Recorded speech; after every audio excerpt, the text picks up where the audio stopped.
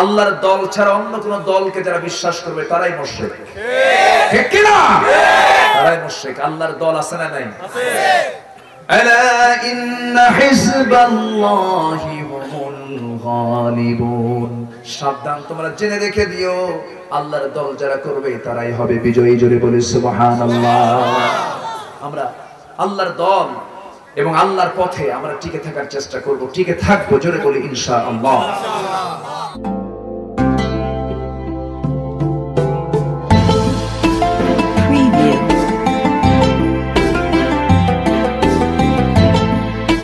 উহুদের প্রান্তরে আমার মাথার মধ্যে লোহার হেলমেট বিদ্ধ হয়েছে।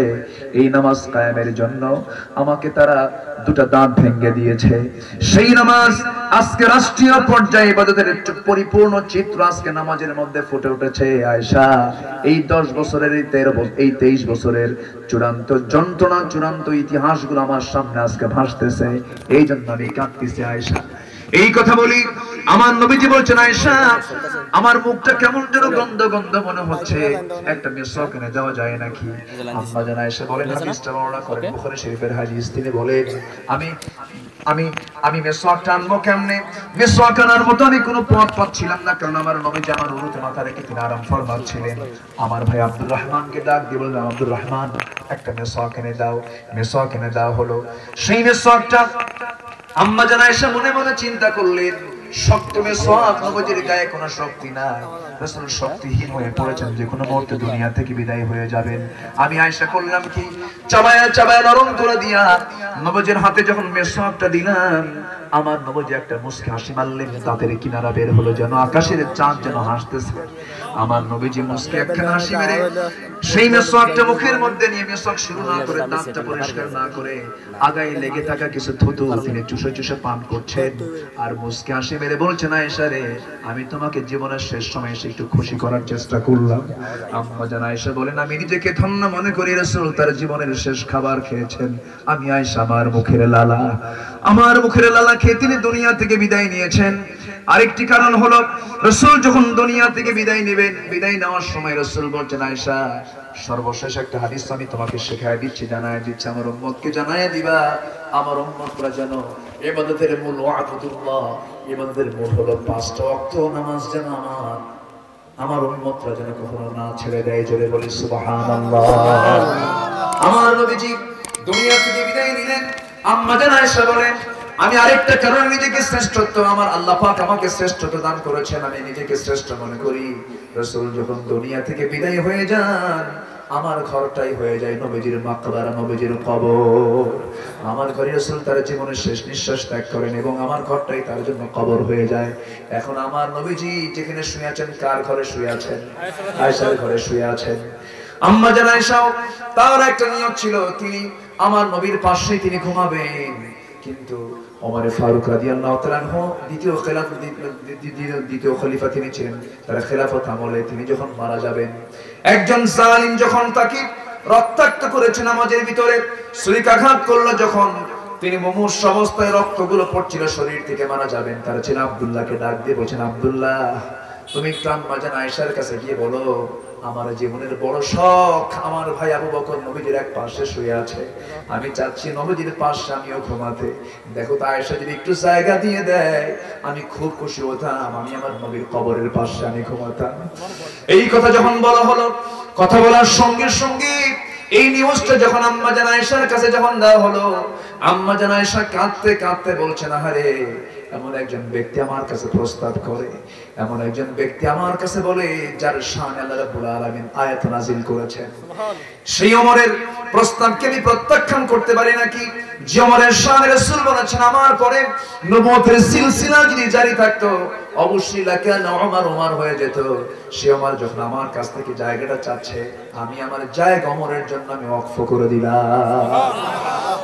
আমার ভাইয়েরা, সেই আম্মা জান আয়েশার বিরুদ্ধে যদি মুনাফিকরা লাগতে পারে, জাকারিয়া আলাইহিস সালাতু ওয়াস সালামকে যদি করাত দিয়ে শহীদ করতে পারে, জিনার অভিযোগে যদি অভিযুক্ত করতে পারে, আজকের সমাজে যারা হকের পথে থাকবে তাদের বিরুদ্ধে অবশ্যই কিছু নাটক হবে কিনা বলে, হবে কিনা বলে, আমরা হতাশ হব না, আমরা সামনে গিয়ে চলবো। জোরে বলি ইনশাআল্লাহ, আর জোরে বলি ইনশাআল্লাহ।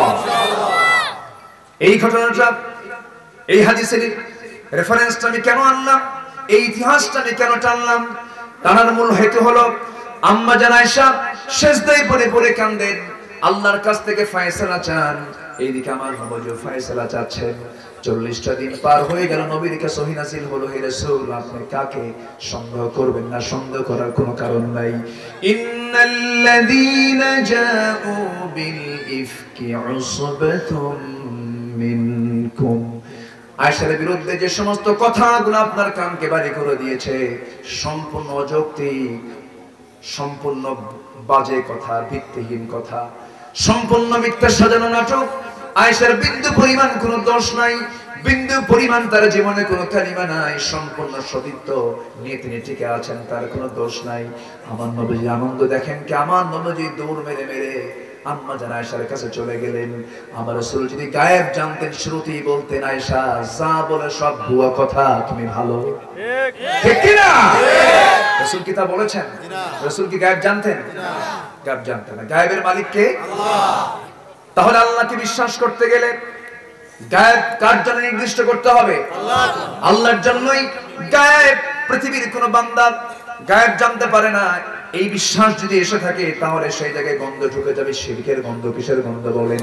আল্লাহ নাম্বার 2 কাজ করতে বলছেন, ওয়া'বুদুল্লাহ ওয়া লা তুশরিকু বিহি শাইআন ওয়া বিল ওয়ালিদাইনি ইহসানা وبذي القربى واليتامى والمساكين والجار ذي القربى والجار الجنب والصاحب بالجنب وابن السبيل।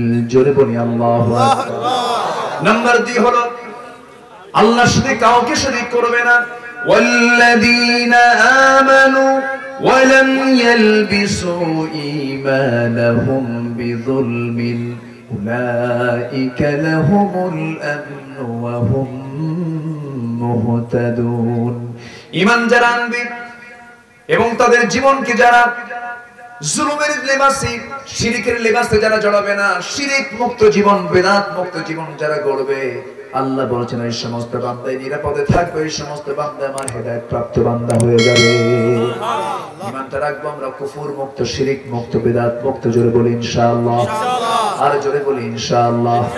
জান্নাত পাওয়ার জন্য শুধু 2টা আমল। কয়টা আমল বলেন?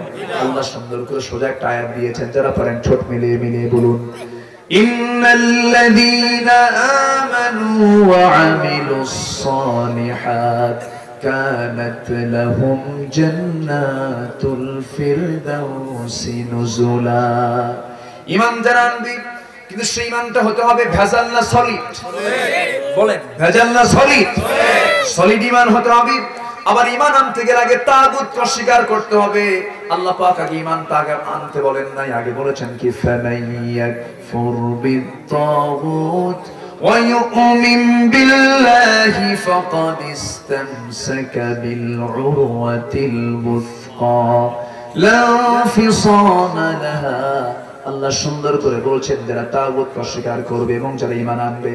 আগে তাগুতকে অস্বীকার করার জন্য কে বলছেন? আল্লাহ। তুমি তাগুতের তাবেদারি করে নামাজ পড়বা, আল্লাহর দরবারে সেই নামাজ কবুল হবে না। ঠিক কি না? ইবাদত করব কার? আল্লাহ। ওয়ালা তুশরিকু বিহি শাইআন, এবং তার সঙ্গে কোনো শরীক স্থাপন করা যাবে না। নাম্বার 3 হলো বিল ওয়ালিদাইনি ইহসানা। তুমি কি করবে? পিতামাতার সঙ্গে সুন্দর আচরণ করবে। আযান মনে হয়ে যাচ্ছে না? হ্যাঁ, আযান হবে কিছুক্ষণের মধ্যেই।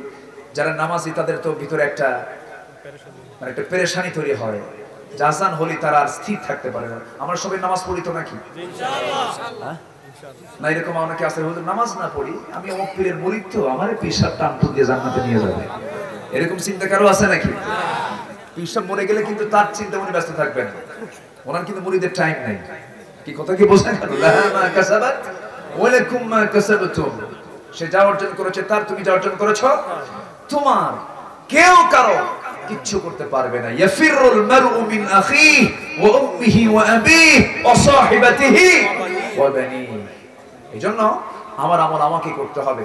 আমরা 5 ওয়াক্ত নামাজ সবাই পড়ি তো নাকি? ইনশাআল্লাহ। জীবনে নামাজ ছেড়ে দেব না। 5 ওয়াক্ত কার একটা হাত তুলে দেখানো যায়? নারে তাকবীর! দেখানো যায়? চিৎকার মেরে বলি আল্লাহ! আলোচনা ইয়া আল্লাহ আমাদেরকে 5 ওয়াক্ত সালাত আদায় করার তৌফিক তুমি আল্লাহ দিয়ে দাও, দিয়ে দাও। জোরে বলি আমিন, আরো জোরে আমিন। আমার ভাইরা, একটা বিষয় সেটা হলো শুরুতে একটা স্লোগান এসেছিল জিহাদের কথা, আসছিল না? জিহাদ তো অনেকে জঙ্গি বলে চালায় দিতে চায়, আছে না নয়? জিহাদ এবং জঙ্গি কখনো এক হতে পারে না, এটা মাথায় রাখবেন। জিহাদ মানে হচ্ছে এই যে মাহফিল এসেছেন, দুনিয়ার সব কাজ ফেলে দিয়ে মাহফিলে, এটাও জিহাদ। ফজরে উঠতে মন চায় না, উঠি নামাজে, এটাও কি জিহাদ। এরকম করে এই যে একটা চেষ্টা করি যে কোনো ভালো কাজের, এটাও কিন্তু মুজাহাদা, এটাও জিহাদের অংশ। এটার চূড়ান্ত রূপ হচ্ছে মুখোমুখি কোনো বাতিলের সামনে দাঁড়িয়ে যাওয়া, এটা হচ্ছে চূড়ান্ত রূপ। কিন্তু প্রথম রূপ কিন্তু এটা নয়।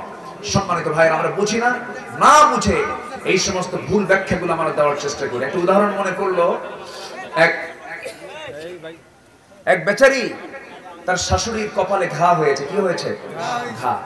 এই ঘাটা সারানোর জন্য ডাক্তারের শরণাপন্ন হয়েছে। শাশুড়িকে নিয়ে ডাক্তারের কাছে গেছে। যাওয়ার পর ডাক্তারকে বলছে, ডাক্তার আমার শাশুড়ির এই কপালে ঘা, দীর্ঘদিন প্রায় 10 বছর হলো ঘাটা সারে না, কি করা যাবে? ডাক্তার বললেন দুটা কাজ, একটা হলো অয়েন্টমেন্ট দিলাম, একটা মলম দিলাম, এই মলমটা আপনি লাগায় রাখবেন, আর সাবধান, সেটা হচ্ছে কোনো ক্রমেই যেন মাছি এই ঘাতে না পড়ে। মাছি পড়লে সংক্রমণটা বেড়ে যাবে, রোগটা সারবে না, এটা খেয়াল করবেন, মাছি যেন না পড়ে। জামাই মনে মনে চিন্তা করলো, শাশুড়ি আমার বুড়া হয়ে গেছে, বুড়ি হয়ে গেছে, বাড়িতে রেখে আসবো, যত্ন হবে না, আমি আমার বাড়িতে নিয়ে যাই। বাড়িতে নিয়ে গিয়ে বিছানায় শুয়ে রেখে মাছি যেন না পড়ে, অয়েন্টমেন্ট দিয়ে মাছি না পড়ার জন্য সে এখন পাহাড়ে আছে, পাশে একটা চেয়ার নিয়ে বসে লম্বা একটা হাতে রড নিয়েছে। কি নিয়েছে বলেন তো? রড নিয়েছে। কি মারবে? কি মারবে? মাছি মারবে।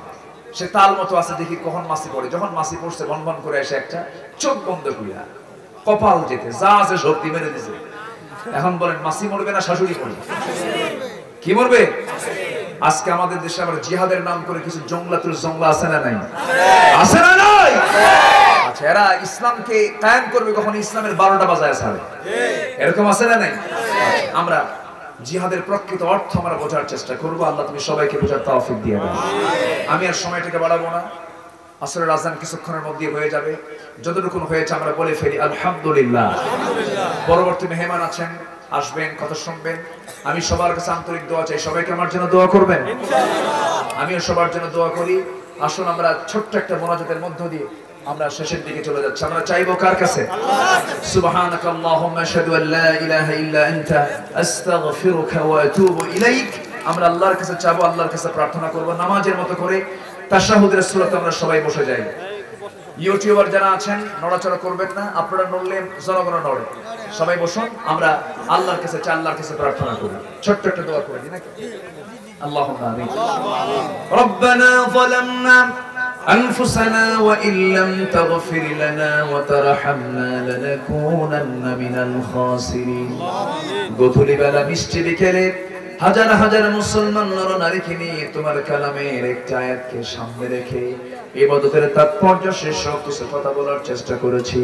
গুনার বোঝা মাথায় নিয়ে তুই হাত পেতে আছে আল্লাহ, গুনার দিকে নজর দিও না, বান্দা মনে করে তামাম জীবনের গুনাহগুলোকে মাফ করে দাও। জনম দুঃখিনী মা, জনম দুঃখী বাপজান যারা চলে গেলেন, জিন্দেগীর গুনাহগুলো মাফ করে দাও, কবরগুলোকে জান্নাতের টুকরা বানায়া দাও। সবাই চক্ষু বন্ধ করুন, হাত একটু উঁচু করে আল্লাহর শেখানো দোয়া পড়ে আব্বা আম্মার জন্য বলুন, রব্বিরহামহুমা কামা রাব্বায়ানি সগীরা, রব্বিরহামহুমা কামা রাব্বায়ানি সগীরা।